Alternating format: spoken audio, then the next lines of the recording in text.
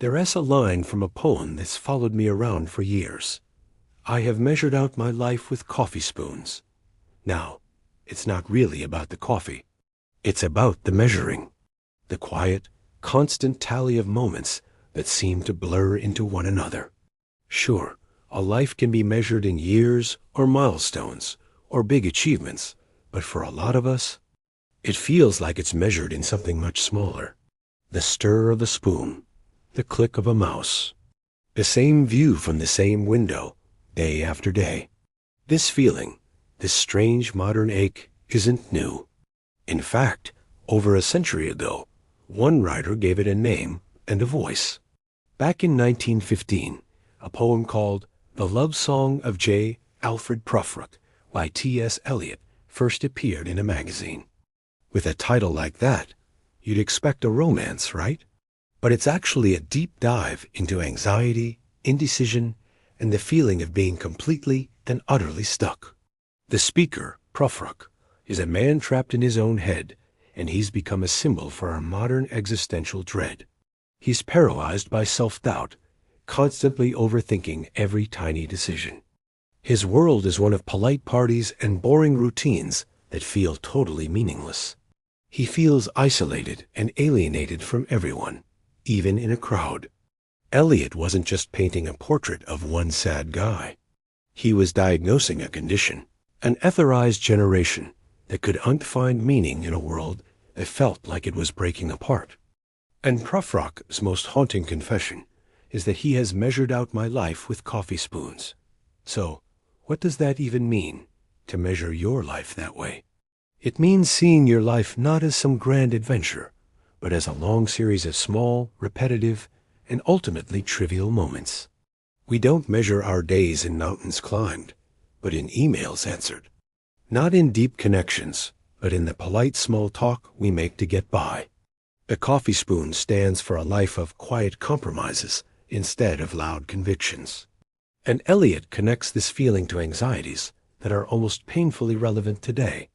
Prufrock talks about having to prepare a face to meet the faces that you meet. 100 years before Instagram, he perfectly described the exhausting performance of building a personal brand, of curating a version of yourself for others, while hiding how you really feel. He's also crippled by the fear of making a choice any choice. He wonders, do I dare disturb the universe? That's the question that haunts anyone who's ever stayed in a safe but boring job, a comfortable but loveless relationship, or any life that just feels too small. It's the fear of taking a risk that might end in failure or judgment. Prufrock is so paralyzed by this fear that he feels like he doesn't even have the right to act. He has time for 100 second guesses, 100 revisions of himself, but all that time just digs him deeper into his paralysis. We're left with this pretty bleak picture, a life of quiet desperation measured out in tiny, forgettable spoonfuls. It's the feeling that you're just a background character in your own story. But recognizing the problem is the first step to finding a solution.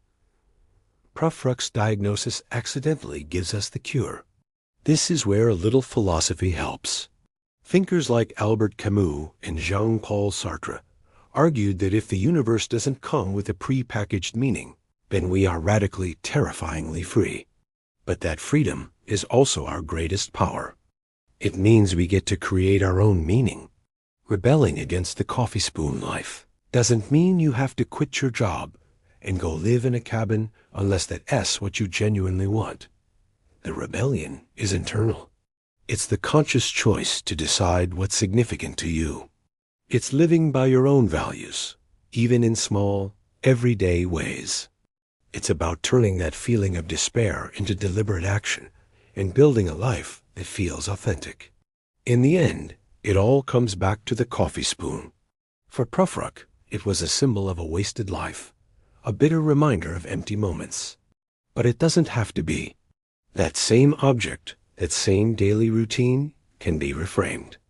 It can become a reminder to be present, because right now is the only place life is actually happening. The small rituals of our day don't have to be the measure of our monotony. They can be the very foundation on which we build a life of purpose. Prufrock was trapped because he was always waiting for the perfect moment to start living, a moment that never arrived. We have the power to decide that this moment right here is the one that matters. So the question isn't just about how your life is being measured. It's about what you choose to fill the spoon with. What's one small act of rebellion you'll take against your routine today? Let me know in the comments. I'd love to hear from you. Which of these principles resonates the most with you right now? Let me know in the comments. And for more wisdom on turning adversity into strength, make sure you subscribe. If this message lit a spark inside you, don't just keep it to yourself. Like this video, subscribe for more daily inspiration, and share it with someone who needs a reminder of their strength.